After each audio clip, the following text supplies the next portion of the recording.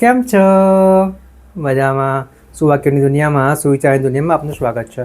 મારા મિત્રો એવું કહેવાય છે કે ચારિત્ર્ય એ વ્યક્તિનું એવું મહત્ત્વનું પાસું છે કે જેના દ્વારા વ્યક્તિ વિકાસ કરી શકે છે. આવી જ કોઈ વાતને સુવિચાર તરીકે કોઈ અજ્ઞાતે ખૂબ સરસ રીતે લખ્યું છે. આજનો જે સુવિચાર છે તેનો વિષય છે ચારિત્ર્ય, કેરેક્ટર.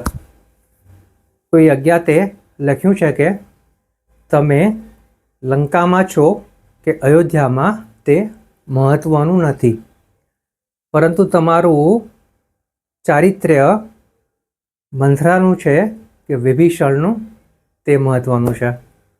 અને મિત્રો વાત ખૂબ જ સીધી છે, ખૂબ જ સરળ છે, એટલી જ મહત્ત્વની છે. અહીંયા જે વાત છે તે ચારિત્ર્યની થઈ રહી છે.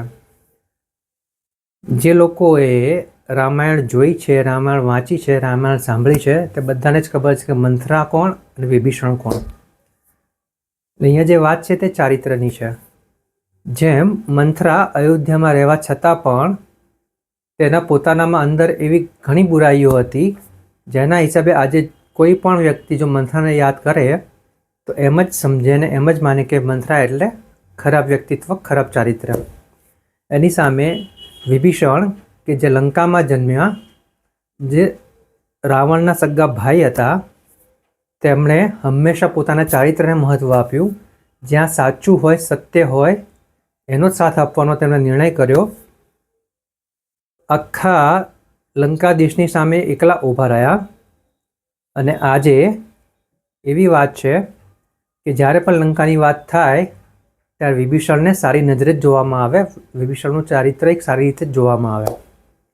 તો બસ મારા મિત્રો, આજે બે પાત્રો છે મંથરા અને વિભીષણ, તે આપણા જીવન વિશે ઘણું બધું શીખવાડી જાય છે.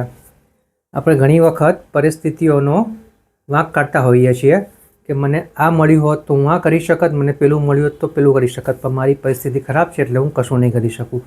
પરંતુ મારા મિત્રો, આ બે જે વ્યક્તિત્વ, આ બે ચારિત્ર છે, આ બે જે કેરેક્ટર છે, જે પાત્રો છે, તે આપણે સમજાવી શકાય છે કે પરિસ્થિતિ ગમે તે હોય, હાલાત ગમે તે હોય, દેશ કોઈ પણ હોય, પણ જો તમે તમારા ચારિત્રને લઈને સારું કામ કરશો, સારા અને સાચા રસ્તા ઉપર ચાલવાનો પ્રયાસ કરશો, તો ચોક્કસ જ તમે તમારા ચારિત્રને વિકસાવી શકશો. અને સારું ચારિત્ર જ છે જે આ દુનિયામાં યાદ રાખવામાં આવે છે.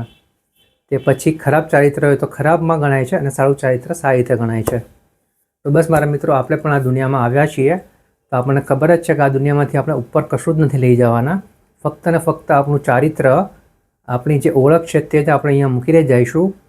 તો બસ આપણે આજથી જ એવો પ્રયાસ કરવો જોઈએ કે આપણા ચારિત્રને જેમ બને એમ નિખારવાનો, ચારિત્રને જેમ બને એમ સારી રીતે ઘડવાનો પ્રયાસ કરવો જોઈએ. અને હંમેશા યાદ રાખવું જોઈએ કે લોકો આપણને વિભીષણ તરીકે યાદ રાખે, મંથરા તરીકે નહીં. બસ જો આટલું આપણે કરી શકીએ તો ચોક્કસ જ આપણા ચારિત્રને નિખારીને આપણે આપણા જીવનમાં પણ વિકાસ કરી શકીએ. Thank you.